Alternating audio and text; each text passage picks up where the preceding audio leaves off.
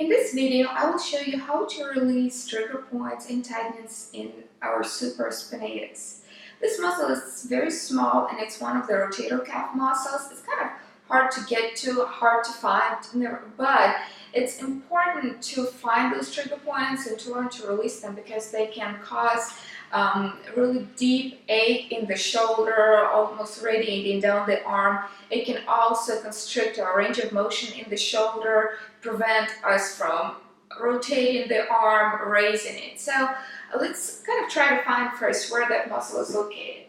So supraspinatus lies right at the top edge of the scapular spine. So if we're going to go turn around, we're going to find our scapular, and you're going to find the spine of the scapular going over here, the bony part. So the supraspinatus goes right on top of it. It's kind of in this little hinge, like a of the scapular, and it's covered by a thick fold of the trapezius muscle.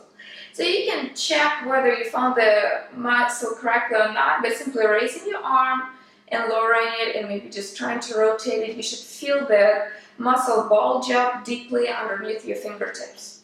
So now, once you found it, we can use one of the two tools to release it. We can use either a small, smooth sphere ball or a spiky sphere ball. Either one would be good. Just kind of feel which one's gonna be the best tool for you to use. I'm gonna start with just a smooth ball for right now, but we can always switch to the spiky one. So go ahead and take the ball, and you're gonna find your scapular spine over here. One more time, place the ball right above it into the muscle tissue. Now, in order to perform this release, the only way that we can do it is to find an angle or a corner of the wall. You're gonna see why. So, keeping the ball over there, you're gonna bend down a little bit, press the ball into the wall, so your head will be a little bit past the corner. That's why we need this, because we need room for our head to go somewhere as we're pressing into the ball. So from this position, you can support the ball with your hands. You're gonna press the weight of the body into the spot. And maybe while you were adjusting yourself, you might have lost that exact position. That's okay, just kind of try rolling around a little bit, make sure that the ball is a little bit backwards. It's not in the front, it's not in the neck, it's right over there at the top spine of the scapular, the top edge of the scapular. And from here, you're going to press it and apply pressure, just only as much as it's comfortable for you. Now from this position, you can gently start rolling over the muscle a little bit, so back and forth. Now you can go up and down, so keep the arm reaching down. You can rest your head against the wall and kind of apply deeper pressure like that.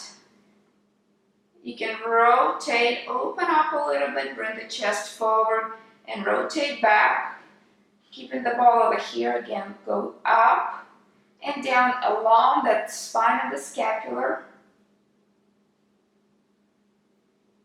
And you might find that finally in one of those spots you'll feel that really tender spot, and mostly it will again send the pain into the shoulder joint.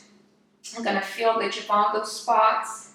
And while you're massaging the supraspinatus, the good thing, you also will be accessing some of the trigger points in the trapezius. So trapezius usually holds a lot of our emotional tension. So it's a good way to find these muscles and learn to relax them.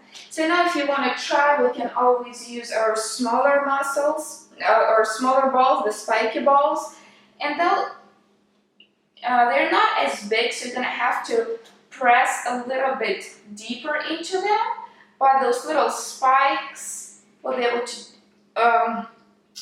find deeper spots in your muscle that will be able to penetrate your muscle a little bit more. So go ahead and press, and again you might want to bring your head on the wall. Just kind of relax in this position. Turn maybe a little bit so you can still keep that tension over there. can support the ball with your hand. Hold it there and just roll. Use your legs to go up and down a little. Okay? So now don't forget to repeat the same release on the other side.